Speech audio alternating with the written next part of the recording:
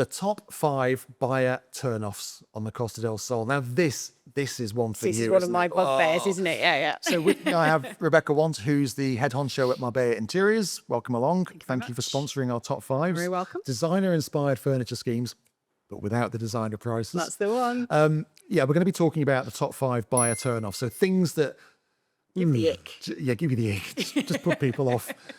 So come on, lead us through it. The first one. From 5, well, number 5. backwards, in reverse order. Unclear paperwork. Yeah, we've mentioned this Messy before in a couple of other. paperwork. Just paperwork doesn't make sense, Yeah. or just in a mess, and It's easy to get it right. it puts people off. And we were trying to sell some plots at the moment for people, and the paperwork is all over the place because there's different ownerships, there's lawsuits, there's this, that, the other, and it might be the best price ever, but investors will look at that and It makes people nervous. It makes me nervous, and they think hard work. Yeah. And Life's most too people think short. there's easier options. Yeah. So Definitely. that is certainly one thing. Number 4, over-personalisation. Now, you know about this, don't you? Yes. Because you see a lot of houses like we do. I do see a lot of houses, and it's you have the two aspects. You have over-personal when it comes to work you've had done, very specific designs on kitchens or layouts and things like that, and then it's things like just too many photos. I mean, if I put my house on the market right now, it would probably take me 3 days to make it presentable because I've got so many photos and little things all over the place. But it's somebody wants to walk in and imagine themselves in your house. Yeah, they don't want to imagine. They it's don't want yours. to Yeah. imagine, oh, this is quite a nice house. Yeah. They want to see themselves there, and they can't if there's too much of your personal stuff. I'm quite ruthless when it comes to this. When I'm speaking to vendors and they say, how can we help? How can we improve our chances? And why hasn't it sold? I will say, Move all because, of that. Yeah. and I will. I'll just start sweeping things up and putting them in drawers. Yeah.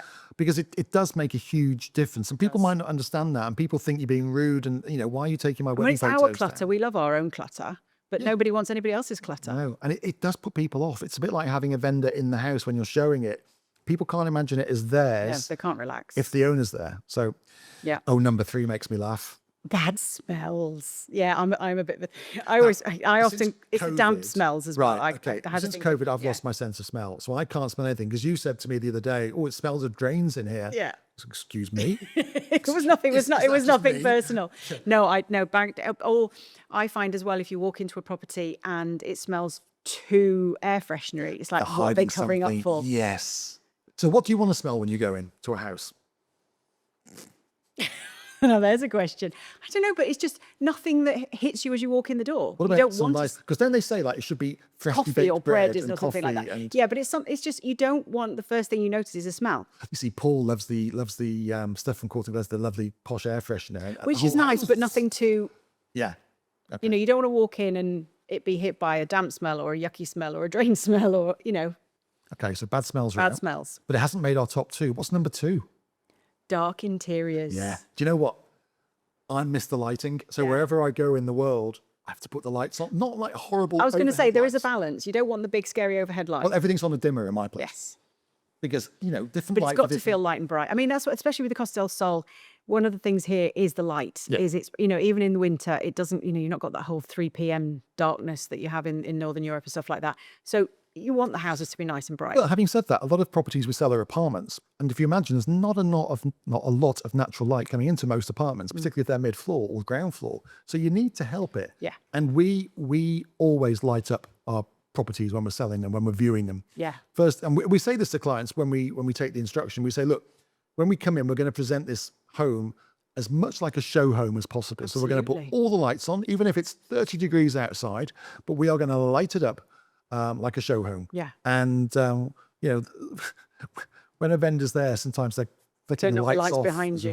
And you're like, we might want to go back in there. But it's really, really important. Yeah. But it doesn't make number 1. What makes number 1? Cleanliness. Lack of. It's so important, isn't it? That is the biggest turnoff, isn't it? Well, yeah.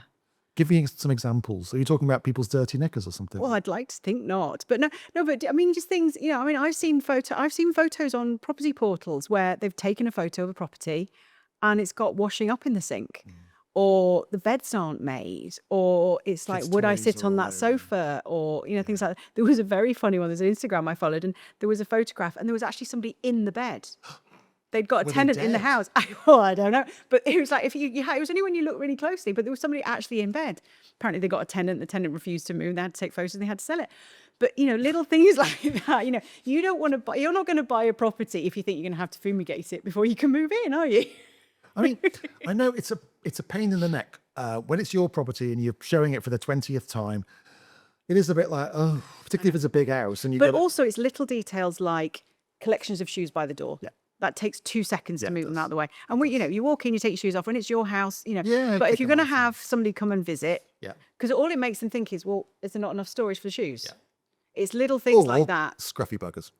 Also. So they haven't looked after the house. Yeah, exactly. But it So is if that's how that's, what are the things that I can't see?